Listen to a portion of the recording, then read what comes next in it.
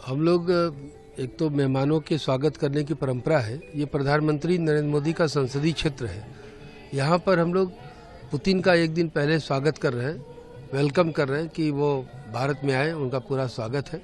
और इस समय बदलते परिदृश्य में भारत और रूस की जो दोस्ती है वही पूरी दुनिया में शांति ला सकती है, क्योंकि जिस तरह से अमेरिका, चीन या अन्य देश है जो दूसरे देशों पर कब्जा करना चाहते हैं या उनकी जो विस्तारवादी नीति है, उस विस्तारवादी नीति को बैलेंस कौन करेगा।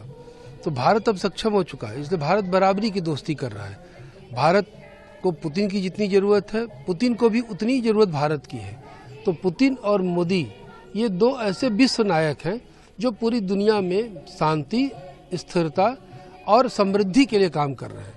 इसीलिए पुतिन के आने से भारत को लाभ होगा, ऐसा कहा जा रहा है कि वो नौकरी के लिए, रोजगार के लिए खुलेगा। उसी तरह से रसिया के लोगों को भी भारत में बहुत सारे लाभ होंगे। एक तो हमारे उनसे सांस्कृतिक संबंध है, जो आदि अनंत काल से, प्राचीन काल से हमारे संबंध रहे, संस्कृति रही है, वो रसिया से मिलती जुलती रही है।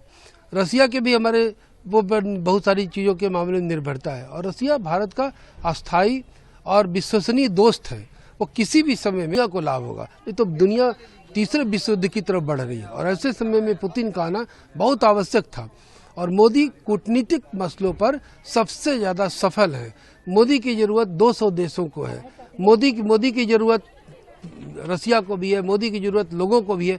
तो मोदी ने बहुत अच्छे रिश्ते विकसित किए हैं, जिससे कम से कम ये तय हो गया कि अभी तक बहुत सारे ऐसे देश थे जो हमारे ऑपरेशन सिंदूर के समय में इब्बट में थे, लेकिन मात्र रूस ऐसा देश है जिसने एकदम स्पष्ट रूप से कह दिया कि हम भारत के साथ हैं।